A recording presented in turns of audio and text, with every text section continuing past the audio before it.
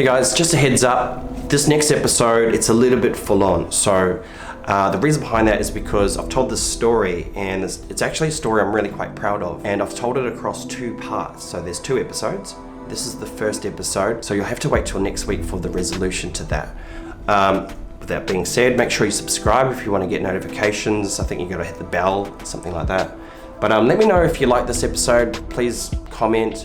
I really like to know what you think of the story that I've told. So without further ado,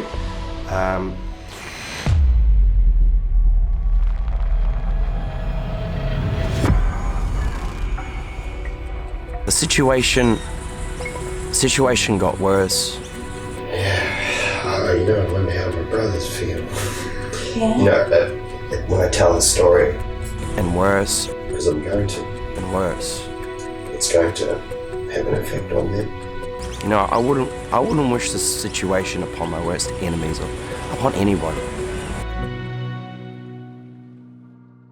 And I gave them the chocolate, but I just said I was going to be out the front here because it's kind of a bit confronting just to be on the spot and to ask if I can film around the whole house. So my plan was to introduce myself, say that I'm at the front here, and then I've now worked up the courage just to ask if I can do some more filming, and I'm just going to offer her some money.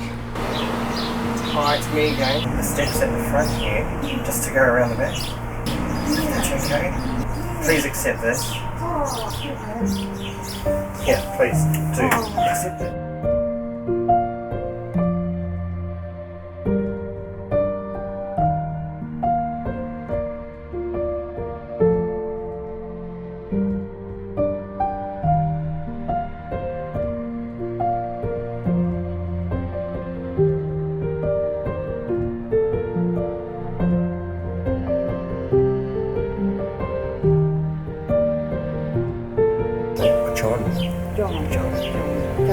Josephine, lovely to meet you, and thank you.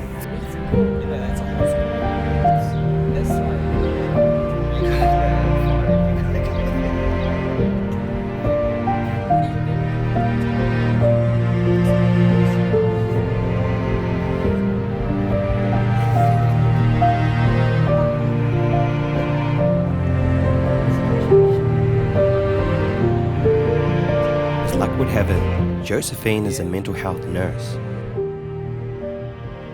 So I tell her about myself, I tell her about my mother.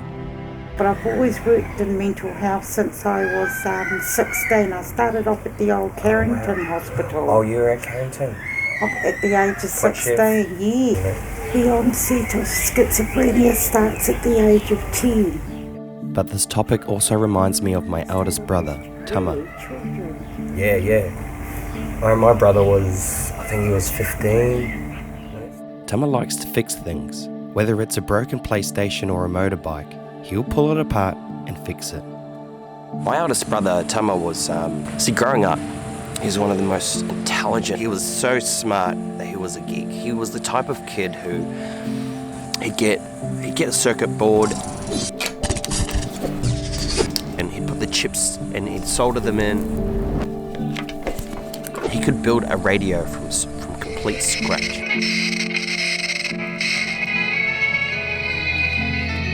But when he entered teenagehood,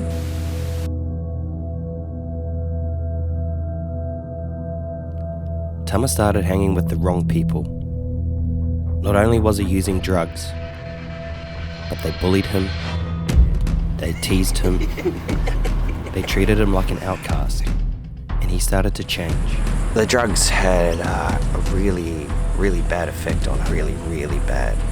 He started to change. He started developing this really erratic behavior. Mum was completely oblivious to what was going on with my brother because she was already dealing with so much. The police went out there and they were like, you know, there's something wrong with this kid. Tama was apprehended, but he wasn't taken to the police station.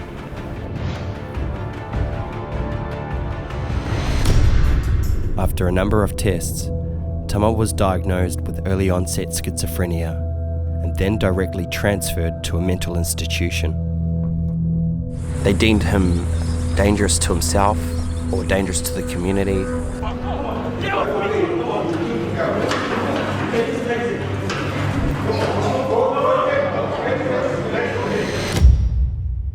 And they locked him away.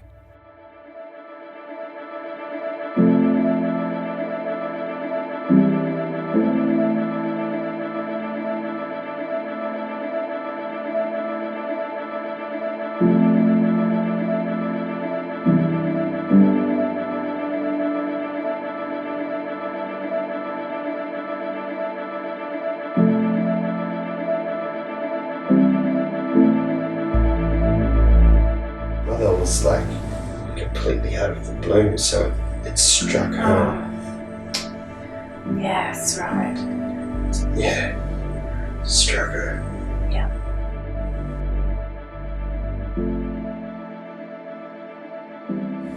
She was in so much pain, and she would cry. She'd just sit at the table, and she would cry for hours.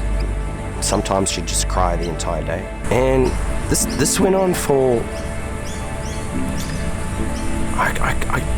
it went on for so long that I don't know, like, you know, weeks into months, and watched my mother slowly fall into what seemed like an abyss of despair. And you know, we didn't know how to pull her out.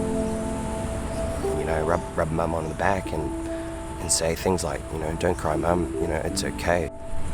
After a while, you know, mum started she started conjuring ideas and scenarios that just didn't exist, and like she developed this paranoia, saying things like, oh, your father's going to try and kill me and we're not safe here. And my little brother Woodsy, I'm like, do you see what's happening with mum? He's like, yeah, like mum's lost today. And he's like, yeah, so.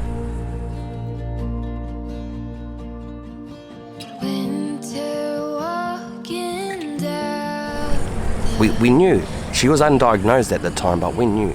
She thought Dad was trying to kill her. Hey Mum, how you doing? I told him about how he stole the guns and how he was going to shoot him. And what I fear is that if you go off your medication and things spiral out of control, and then, you know, you end up back in the institution. yeah, but it doesn't work, so I've chucked it in the bin.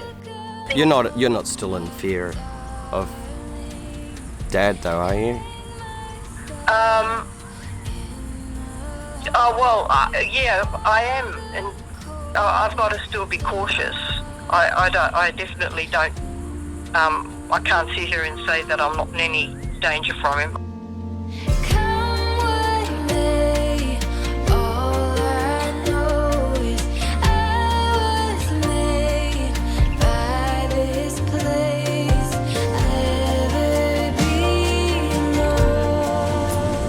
She went through a traumatic experience in that era. Yeah.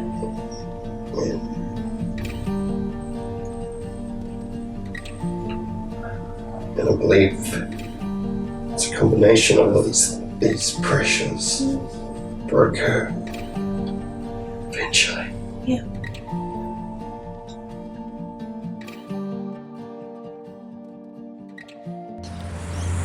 Mum lost her way.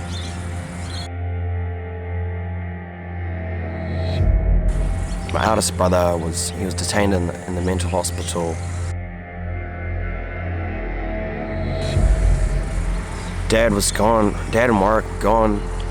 We had no help. We had no money. We had nothing. So that left me. I was the next in line to be at the helm of our family, and you know, I was 12 years old.